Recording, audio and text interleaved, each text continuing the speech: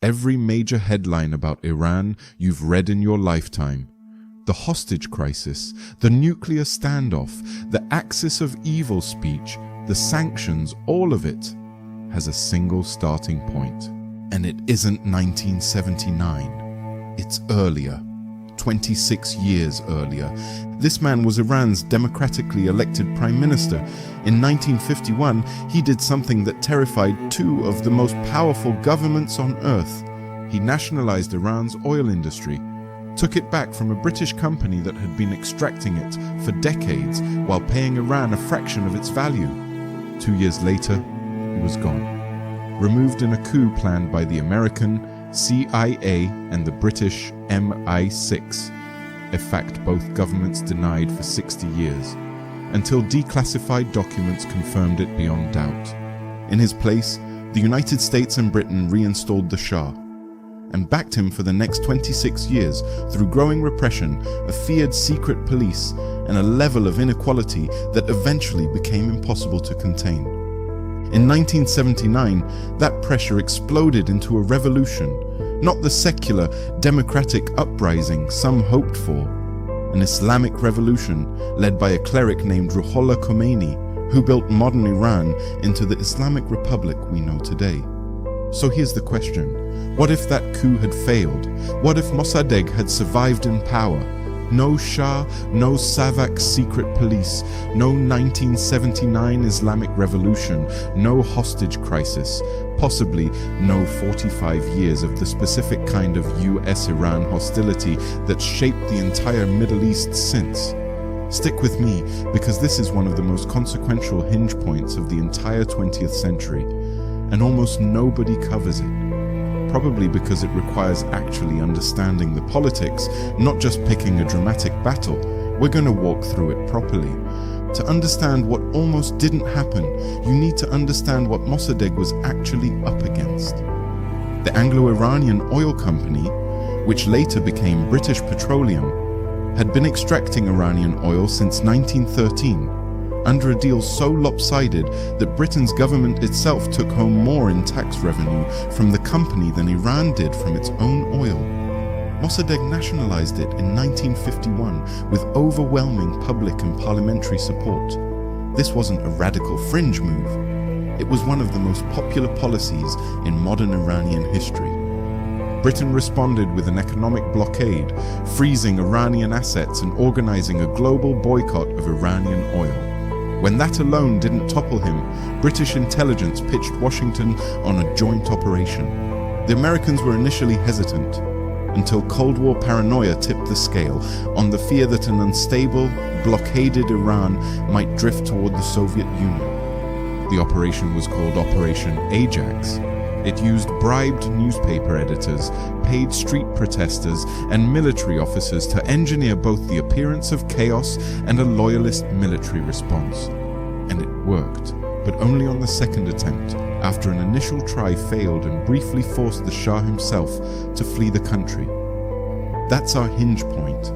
The first coup attempt already failed, so let's follow the branch where the second one does too, where Mossadegh's loyalists in the military and the public hold firm. The coup collapses, and Mossadegh remains prime minister. In this timeline, Mossadegh survives, but he doesn't come out of it unscathed. The economy is still under a British-led boycott, still bleeding from the standoff. His government has to actually solve the oil crisis, not just win the political fight over it. The realistic path here isn't Iran keeping 100% of oil revenue and Britain simply accepting defeat.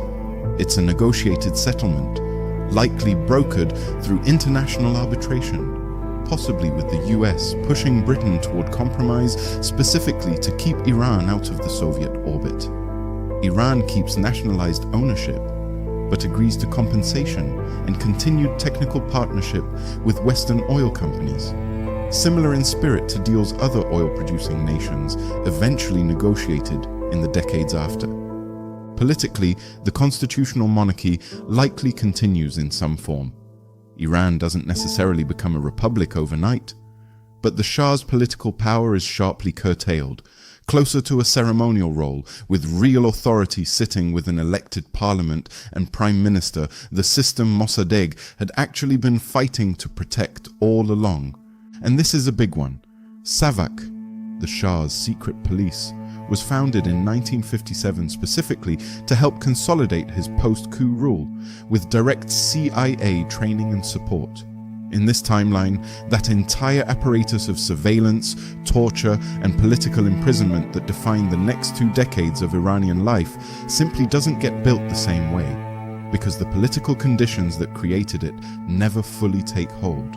Mossadegh's National Front coalition was a genuinely broad one. Secular nationalists, some socialists, and religious reformists who wanted constitutional, not theocratic, governance. Holding that coalition together for decades is genuinely one of the harder parts of this alternate timeline to guarantee. But let's follow the most plausible path.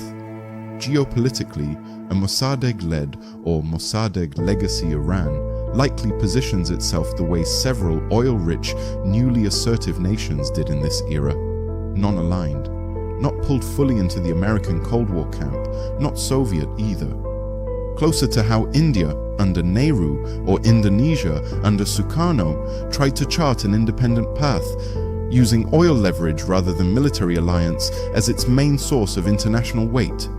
Economically, Iran keeps the oil wealth boom of the 1960s and 70s that the Shah's Iran also experienced in our real timeline. That boom happened regardless of who was in charge, since it was driven by global oil demand. The difference is where that wealth goes. In the real timeline, a huge share went to the Shah's military buildup, palace spending, and enriching a narrow elite. In this timeline, with an elected, accountable government controlling it, it's far more plausible that revenue gets funneled into infrastructure, education, and industrial development that benefits a broader population. The exact kind of nation-building Mossadegh's coalition had campaigned on. None of this is automatic. Democracies mismanage oil wealth too. Plenty of real-world examples exist. But a government that has to keep winning elections has fundamentally different incentives than a monarch backed by a foreign-trained secret police with no serious threat of being voted out. Here's the biggest downstream consequence, and it's worth being precise about the causal chain here, because historians do genuinely debate how directly the coup led to 1979. It's not a clean, undisputed straight line, and I don't want to oversell it. What's well supported is this: the specific character of the 1979 revolution, an Islamic revolution led by religious clerics rather than the kind of secular, nationalist or leftist uprising that had more public support earlier in the century, was shaped heavily by the fact that SAVAK had spent 2 decades specifically hunting down secular and leftist opposition groups, while religious networks organizing through mosques were comparatively harder for the regime to fully suppress. That's a large part of why, when the dam finally broke in 1979, the clerics were the organized force left standing. In our alternate timeline, without SAVAK spending 2 decades dismantling secular and leftist political organizing, any future political upheaval in Iran, and there's no guarantee there wouldn't be one, discontent doesn't disappear just because a government is elected, is far more likely to be led by the same kind of secular, nationalist, parliamentary forces that were already dominant in 1953. Not a clerical movement filling a vacuum those forces were forcibly prevented from occupying. Which means, quite plausibly, no hostage crisis. No 45 years of formal US-Iran hostility. A very different trajectory for the Iran-Iraq war in the 1980s, which was partly fueled by regional fears of revolutionary Iran exporting its Islamic Revolution. Fears that don't have the same basis to form here. And a nuclear program, if Iran pursues one at all, developing under a completely different set of international relationships than the sanctions and suspicion framework we've lived with since 1979. I want to be careful here, because it would be easy to turn this into one coup ruined the entire Middle East. And that's an oversimplification the real history doesn't fully support. Iran's regional rivalries with Iraq, with Gulf Arab states over religious and ethnic tensions predating 1953 by centuries, don't disappear because one coup fails. Cold War pressure on Iran doesn't disappear either. A non-aligned, oil-rich Iran is still a country both superpowers have strong incentives to influence, by less overtly hostile means if not a coup. And Mossadegh's coalition holding together for decades without fracturing is itself an assumption. Coalition governments are famously fragile, and it's entirely plausible this timeline sees its own internal political crises, just different ones than the Shah era produced, but even accounting for all of that. A version of Iran that keeps its 1953 democracy instead of losing it to a foreign-backed coup is very plausibly a fundamentally different country today. Not a guaranteed utopia, a different set of problems built on a foundation the Iranian public actually chose. Here's the thing that makes this hinge point different from a lot of what-if history. This isn't really about imagining some far-fetched alternate universe. It's about one specific, documented, admitted covert operation. One that both the CIA and MI6 eventually confirmed happened, decades after they denied it. Every major flashpoint between Iran and the West since 1979 sits downstream of a chain of events that started with two foreign intelligence agencies deciding an elected government's oil policy was unacceptable. Maybe that's the real weight of this one. Most what-if scenarios ask you to imagine a different world. This one asks you to look at the world we actually got and recognize how much of it traces back to a single failed and then successful coup in a single August in 1953.